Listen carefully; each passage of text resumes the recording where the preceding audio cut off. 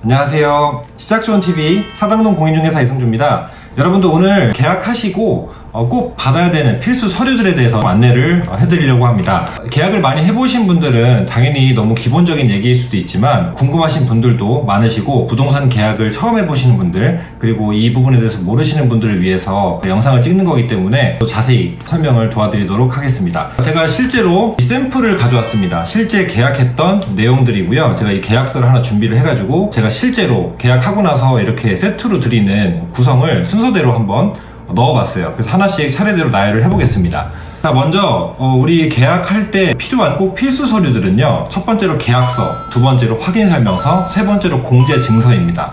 그 다음에 우리 부수적으로 제반되는 서류들은 건축물 대장하고 등기사항 정보 증명서, 등기부등본이라고 하죠. 그리고 이제 보증금에 관련된 혹은 중개수수료에 관련된 영수증입니다. 이것들을 제가 어떤 식으로 정리했는지 한번 보여드릴게요. 그리고 특이사항도 설명을 드릴 건데요. 자, 계약서에 이제 개인정보가 있기 때문에 제가 이제 펼쳐서 순서대로만 보여드릴게요. 자, 그럼 첫 장을 펼쳤습니다. 이렇게 계약서가 있습니다. 계약서. 그러니까 첫 번째, 이 계약서를 보실 때는 자세히 보셔야 되는 부분은 첫 번째, 우리 계약할 때 브리핑을 하겠지만 특약사항이 어떤지, 그리고 계약서를 작성을 하고 도장을 찍기 전에 한번 인적사항이나 기타 정보들이 틀린 게 있는지 확인하라고 할 겁니다. 그럼 확인을 잘 하시고 도장을 찍으시면 돼요. 그리고 이제 서명과 날인이 잘 들어가 있는지, 그리고 중간에 계약서에 간인이라고 하죠. 간인이 잘 들어가 있는지 확인을 해보시면 좋고요. 예를 들면 이제 원룸 같은 경우나 도면이 필요한 경우는 그 뒷장에 이렇게 도면을 첨부를 하는 경우도 있습니다. 그 다음에 두 번째, 확인설명서입니다. 확인설명서는 우리 집에 대한 정보, 그리고 수수료 관한, 그리고 혹시 뭐 기타 확인되지 않은, 아니면 확인해야 될 집에 관련된 모든 정보들이 들어있어요. 이 확인설명서도 계약 시에 필수적으로 브리핑을 해야 되는 내용이기 때문에 브리핑을 할 때 잘 들으시면 되고, 이 확인설명서가 빠지지 않았는지 잘 보셔야 됩니다. 참고적으로 앞서 말한 계약서랑 확인설명서는 계약해준 중개사무소에서 보관 의무가 있습니다. 확인설명서 3년, 거래계약서 5년입니다. 그래서 확3거5라고 저는 공부를 할 때 외웠었는데요. 그 의무 기간 동안 원본을 보관해야 되는 의무가 있습니다. 참고하시면 좋을 것 같고요. 자, 그 다음에 이제 세 번째, 공제증서인데요.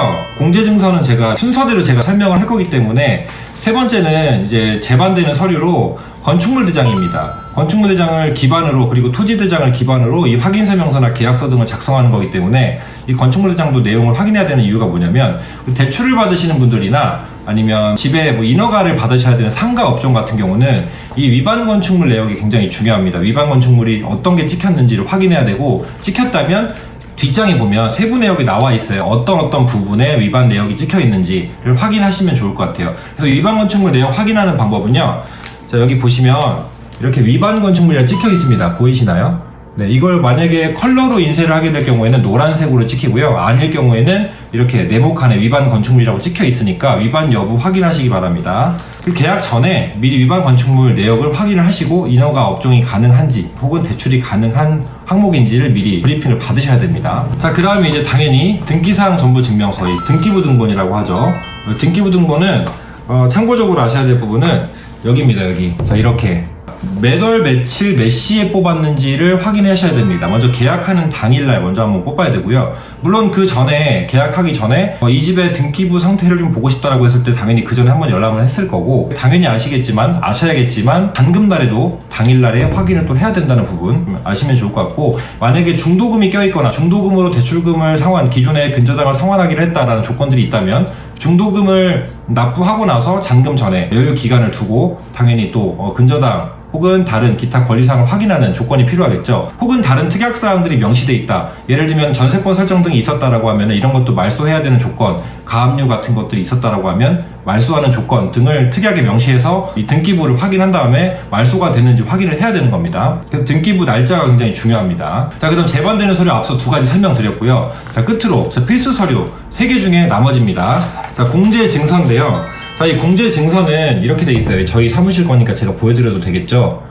자, 이렇게 개인은 1억 보통 많이 하고요. 법인은 2억 합니다. 자, 그래서 여기서 참고하셔야 될 부분은 이 공제기간입니다. 공제기간 보이시죠? 보통 공제기간은 1년마다 1년마다 갱신하게 되어 있고요. 최초 가입할 때는 개업할 때 최초에 협회에 보통 많이 가입을 하는데 가입비 50만 원을 내고 1년에 보통 19만 8천 원을 냅니다. 근데 연차가 쌓이면 조금씩 할인되는 부분들이 있는데요. 아무튼 거두절미하고 이 공제증서가 필요한 이유는 공인중개사를 끼는 이유가, 공인중개사를 통해 거래를 하는 이유가, 수수료를 지불하면서까지 거래하는 그 이유는 우리가 안전하게 거래를 함과 동시에 혹시라도 문제가 생겼을 경우에 공인중개사가 같이 배상 책임을 하기 위해서 공인중개사와 거래를 하는 거잖아요. 그 거래를 같이 합니다. 우리가 같이 보증을 씁니다 라는 그런 증서라고 보시면 되는데요. 차이점은 뭐냐면 일반적인 보험들은 우리가 보험료를 내면은 그 보험료에서 지급을 받죠. 그럼 우리가 그거에 대해서 보험금을 갚아나가야 될 의무가 없잖아요. 근데 이 공제증서 같은 경우는 여러분들이 좀 잘 모르시는 분들이 많을 것 같아서 설명을 드리면, 공인중개사가 절대 사고가 나면 안 되는 이유 중에 하나가 뭐냐면, 이 협회에서 먼저 사고가 나면은 돈을 지불을 합니다. 예를 들면 법적인 소송에 가서 판결이 내려졌어요. 공인중개사가 얼마를 지불해라. 그러면 공인중개사가 지불을 하게 될 경우에 협회에서 먼저 지불을 해주는 경우가 있거든요. 그런 다음에 구상권 청구를 합니다. 그러니까 한마디로 구상권이 뭐냐면, 먼저 내주고 너가 나한테 돈 내, 내가 대신 내줄 테니까 너가 나한테 돈 주면 돼. 이게 구상권이에요. 그러니까 변제 의무가 생기는 거예요. 이게 보험을 들었다고 해서 공인중개사도 돈 그쪽에서 내주고 끝나는 게 아니라 돈을 갚아나가야 되는 겁니다. 그 부분이 있기 때문에 사고가 나면 큰일 나고, 대신에 이제 소비자 입장, 고객 입장에서는 계약을 할 때 좀 안정성이 확보되는 부분이 있다라는 거고요. 참고하셔야 될 부분은 아까 제가 1년 공제기간 말씀드렸었죠. 가끔 갱신을 안 한, 거의 없긴 한데요. 제가 공동중개하면서 본 적이 거의 없긴 한데, 갱신을 안 하고 예전 공제증서를 주는 분들이 있어요. 현재 기간이 유효한 기간인지를 확인하셔야 된다.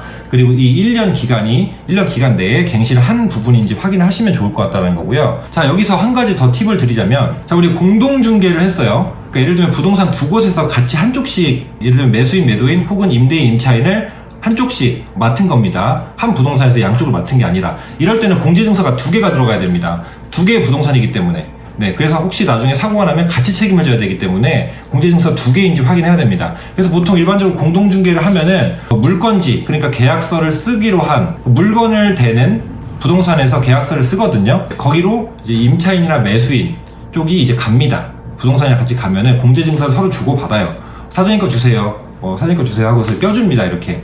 네, 그렇기 때문에 공제증서가 2개인지만 확인을 해주시면 됩니다. 아마 다 설명할 겁니다. 자, 그 다음 끝으로 영수증인데요. 이 영수증은 보통 보증금 계약금 영수증 혹은 잔금 영수증을 나눠서 주기도 하고요. 아니면 나중에 잔금까지 한 번에 하고 전체 보증금 영수증을 주기도 합니다. 이때는 당연히 주인, 소유주의 명의로 도장, 날인 등이 들어가서 반을 갈라서 하나씩 나눠 갖겠죠. 그리고 이제 중개수수료 현금영수증 요청을 이제 하는 분들, 그런 종이를 발급받길 원하시는 분들은 현금영수증을 발급한 종이도 같이 넣어드리면 좋겠죠. 아니면은 중개수수료 영수증을 따로 발급을 해서 드리는 경우 있겠습니다. 자, 이렇게 해서 일단 필수 서류 다시 정리하면, 계약서, 확인설명서, 공제증서인데요. 서류 순서는 다들 달라요. 근데 일반적으로 저희 동네나 저도 이런 식으로 넣습니다. 계약서 확인설명서 넣고, 그 다음에 기타 서류, 건축물 대장, 등기부등본 넣고, 그다음 공제증서 마지막에 껴넣고, 그 다음에 영수증 넣는다는 거. 그래서 이 필수 서류들이 빠졌는지 꼭 확인을 해보시고요. 이 부분들이 여러분들이 계약서 들춰볼 일이 살면서 없어야겠지만,